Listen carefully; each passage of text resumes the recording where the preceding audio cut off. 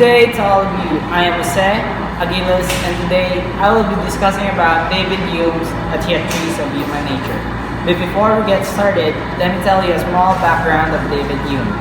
David Hume was born on May 7, 1711 and died on August 25, 1776. He was a Scottish philosopher, historian, economist, essayist, known especially for his philosophical empiricism and skepticism. He is regarded as one of the most important figures in the history of Western philosophy and the Scottish Enlightenment. Hume is the often grouped with John Locke, George Berkeley, and a handful of others as a British empiricist. A Theories of Human Nature is a book by the Scottish philosopher David Hume, considered by many to be one of Hume's important works and one of the most influential works in the history of philosophy. Hume conceived of philosophy as inductive, experimental science of human nature, taking the scientific method of the English physicist Sir Isaac Newton as his model and building of the epistemology of the English philosopher John Locke. Hume tried to describe how the mind works in acquiring what is called knowledge. He has concluded that no theory of reality is possible. There can be no knowledge, anything beyond experience. Hume begins by arguing for the validity of empiricism, the premise that all of our knowledge is based on our experiences, and using this method to examine several philosophical concepts. First, he demonstrates that all of our complex ideas are formed out of simpler ideas, which were themselves form of the basis of impressions we receive through our senses. Hume attacks metaphysical systems used to prove the existence of God, the soul, the divine, creation, and other such ideas. Since we have no experience of any of these things, we cannot receive a direct impression of them. We have no real reason to believe that they are true. Hume systematically applies the idea, and that ideas and facts come from experience in order to analyze the concepts of space, time, and mathematics. If we have no experience of a concept, such as the size of the universe, that concept cannot be meaningful.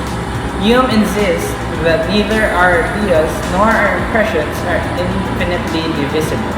We continue to try to break them down, and at infinitum, we would eventually arrive at a level too small for us to perceive or grasp conceptually. Since we have no experience of infinity divisibility, the ideas that things or ideas are indefinite, divisible is meaningless. Mathematics, however, is a system of pure relations. Many of its principles do not hold in matter of fact, but is the only realm of knowledge in which perfect certainty is possible anyway. Now, there is this question that may be running in our minds. Hume trying to explain how the passions or emotions are a factor that always overrides our reasons and our sense of logic. The answer is, Hume sees the principle of induction as impossible to justify according to the two forms of understanding he believes capture all possible modes of human understanding, the matter of fact and the relation of ideas.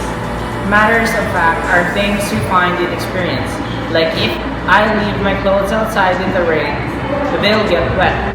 Relations of ideas, on the other hand, are things we can deduce without the appeal of experience.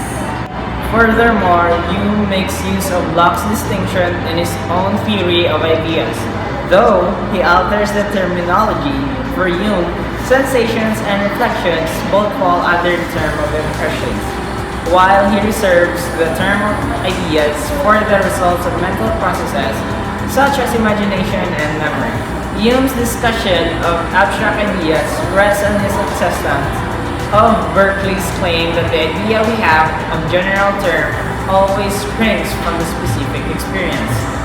Though used in a general way, Hume praised this explanation but further clarified how a general term could stand a several similar but specific experience.